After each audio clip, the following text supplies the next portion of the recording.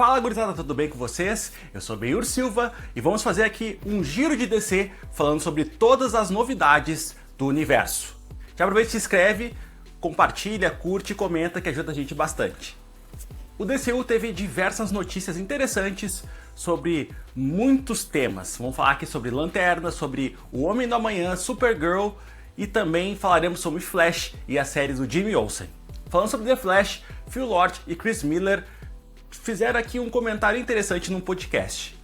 Eles comentaram sobre a versão deles de roteiro que não foi pra frente no Snyderverso.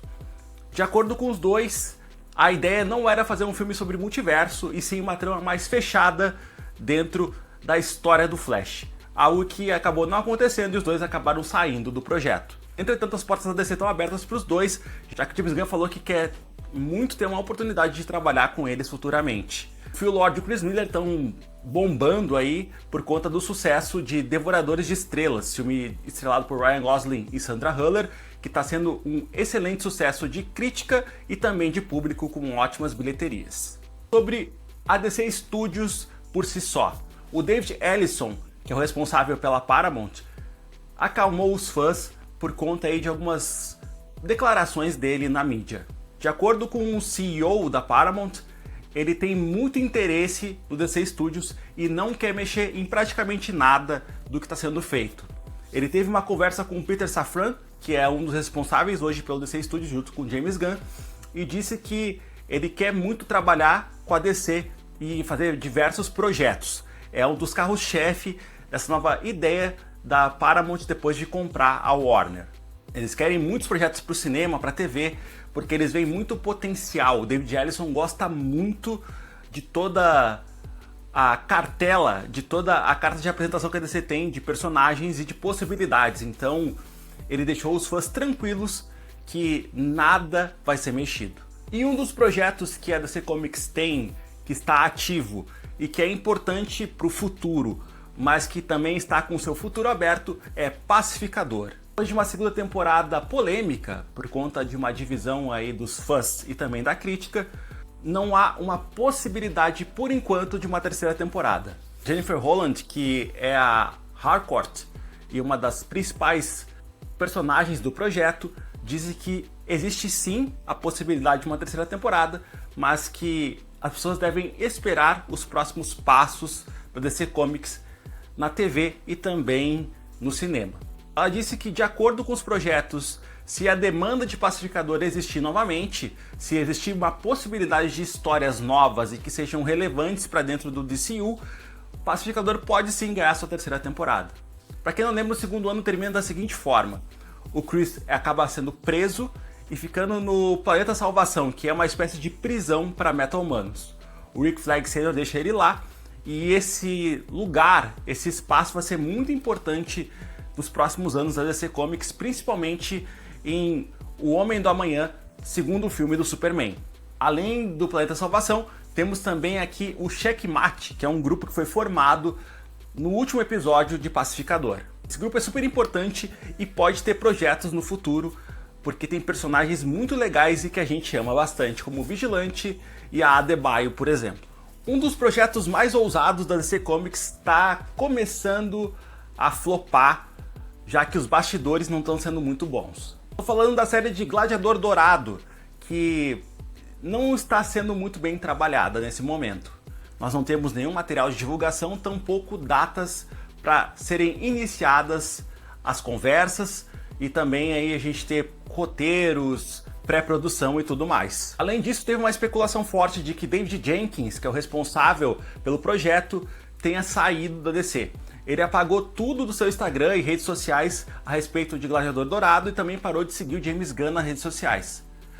O que indica que ferveu o quissuco entre ele e a DC. Entretanto, um fã perguntou se ele realmente tinha saído do projeto e ele respondeu que não, que pelo que ele sabe, ele ainda faz parte da série do Gladiador Dourado.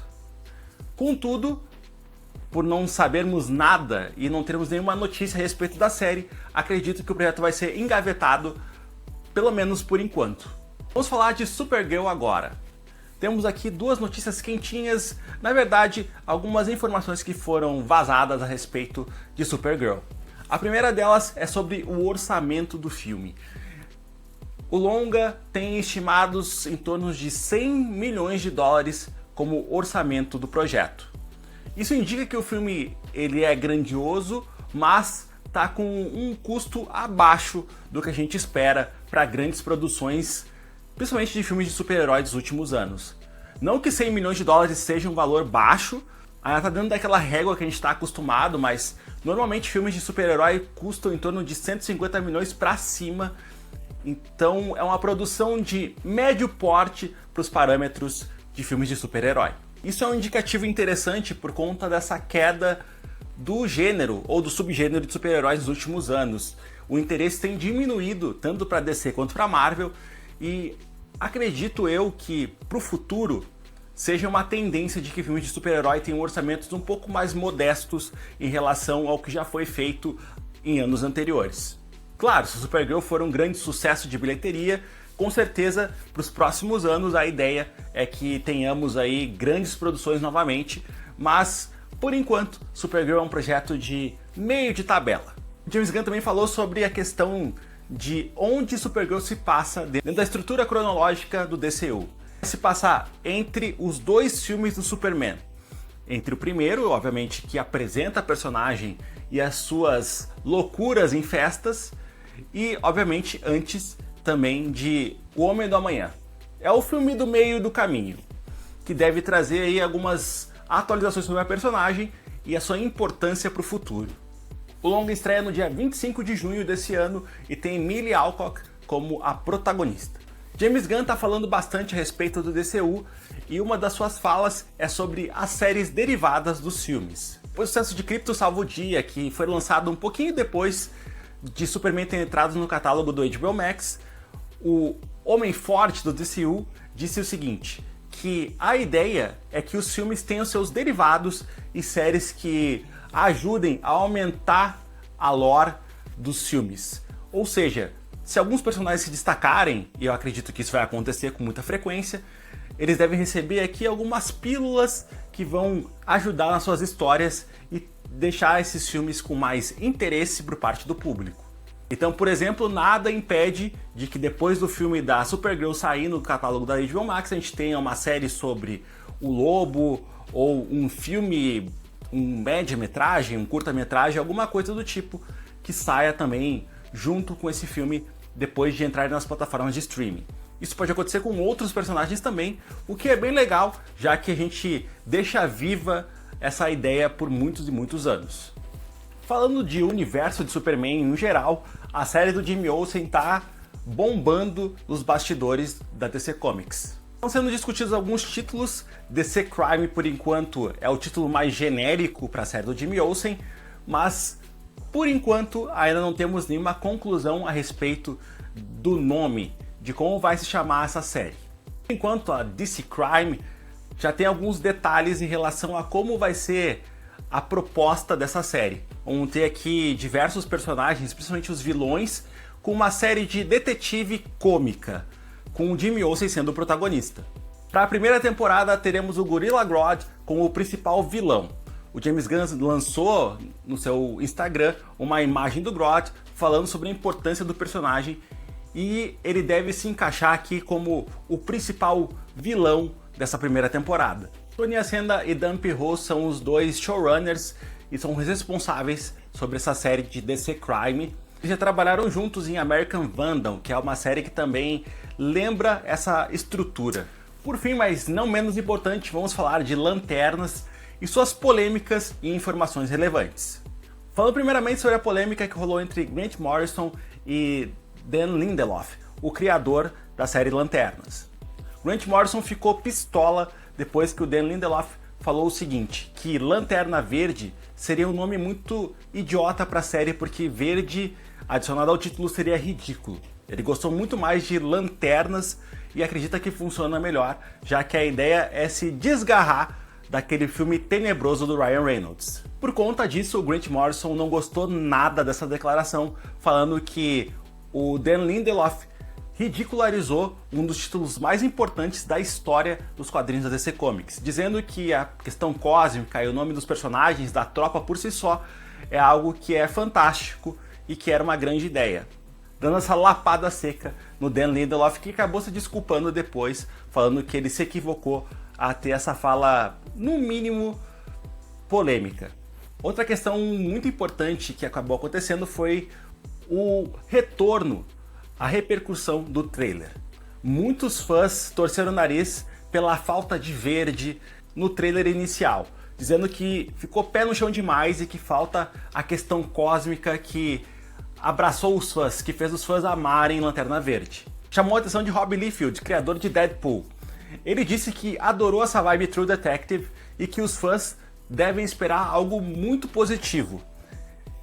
Esse tom mais sombrio de Body Cup, que tem ali dois policiais basicamente, a gente tem uma tropa dos Lanternas como se fosse uma polícia espacial, com um mais sério, que é o caso do Jon Stewart, e o Hal, que é mais sarcástico e cansado.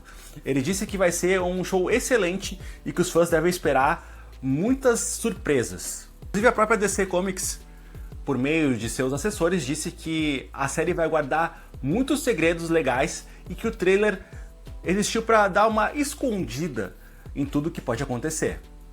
Se preparem para grandes emoções com lanternas. Eu particularmente amei o trailer e estou muito esperançoso, acho que vai ser uma das melhores séries do ano. Inclusive sobre a repercussão do trailer, o trailer bateu aí muitos views e curtidas, gerando um grande sucesso e burburinho dentro da DC Comics. Quem agradeceu aos fãs pela repercussão foi Aaron Pierre, que é o Jon Stewart. Ele disse que ficou maravilhado e que está ansioso para ver o resultado final. Falando de Aaron Pierre e Jon Stewart, se preparem para ver o personagem com um papel muito importante dentro de Superman, o Homem da Manhã. Aaron Pierre está com um projeto bem interessante e teve que fechar sua agenda do primeiro semestre inteira para ter filmagens aí de Superman 2, o Homem da Manhã. Ou seja, a participação do personagem não vai ser circunstancial, e sim vai ser algo muito maior, tendo uma grande importância. Daqui a pouco ele pode ser parecido com o Guy Gardner, que teve bastante tempo de tela no primeiro filme. Inclusive o ator teve que rejeitar alguns projetos por conta de estar filmando com o James Gunn em Atlanta para fazer esse filme. Então se prepare para ver bastante Jon Stewart nesse novo projeto e quem sabe a formação da Liga da Justiça nesse segundo filme do Superman.